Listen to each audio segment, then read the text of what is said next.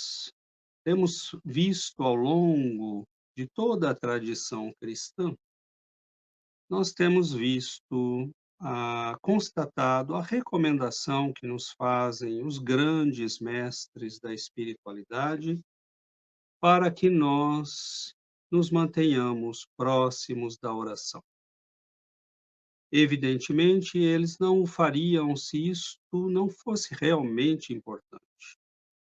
Nós vamos vendo que ao longo de toda a tradição espiritual, começando pelo próprio mestre, ele mesmo nos dando as recomendações de orar e vigiar, de orar em todo tempo, e sendo seguido depois, pelos apóstolos, por aqueles que virão após os apóstolos, os pais da igreja, os padres da antiguidade, por Paulo de Tarso, que dirá, na carta à comunidade de Tessalônica: orai sem cessar, em tudo dai graças, porque esta é a vontade de Deus em Cristo Jesus para convosco.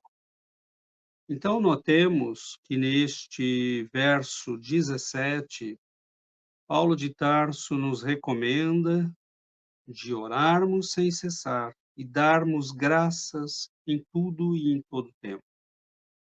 Nós sabemos hoje, pelo conhecimento que temos das tradições espirituais do povo judeu, que este era um hábito das comunidades da Judéia, da Galileia, das tradições, do povo judeu.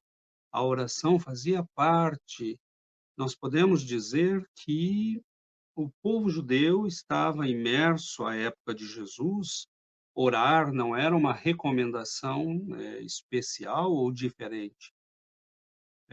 Quando nós lemos os salmos, são belíssimas orações, muitas vezes eram musicadas, cantadas. Quando lemos os provérbios, quando lemos os livros de sabedoria, o Eclesiastes, nós temos ali todo um conjunto de verdadeiras orações. Os salmos, alguns são belíssimas orações, como o Salmo 23, que nós olharemos um pouco de perto hoje. Então, nós vemos que em todo momento era dito, para dentro das tradições da aprendizagem nas escolas rabínicas, e sim, nós deveríamos dar graças em todo o tempo. Então, Paulo não está recomendando algo que não era conhecido da tradição judaica, mas que talvez não fosse conhecido das tradições gentílicas, dos povos que ele estava evangelizando, né? Ele e os outros discípulos do Senhor. Simão Pedro, Mateus e todos os outros, João, que passou uma boa parte da sua vida, em comunidades da Ásia Menor, como na cidade de Éfeso.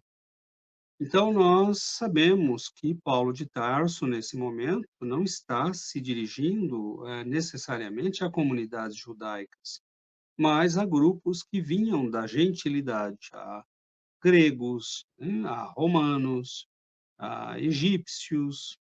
Então, nós temos todo um amálgama de culturas e de tradições que a oração não era necessariamente vista com esta característica, com esta intensidade. Então, quando Paulo nos diz para orarmos sem cessar e darmos graças em tudo, isto era, na verdade, conhecido da tradição judaica. Dava-se graça pela vida, dava-se graça a cada manhã por abrirmos os olhos. Eles diziam: obrigado, Senhor, por permitir a minha alma que volte ao corpo.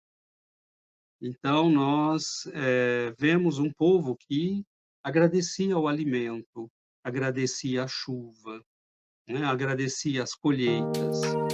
Então, há toda uma beleza de reconhecimento de que tudo o que nós temos provém do Senhor, provém de nosso Pai.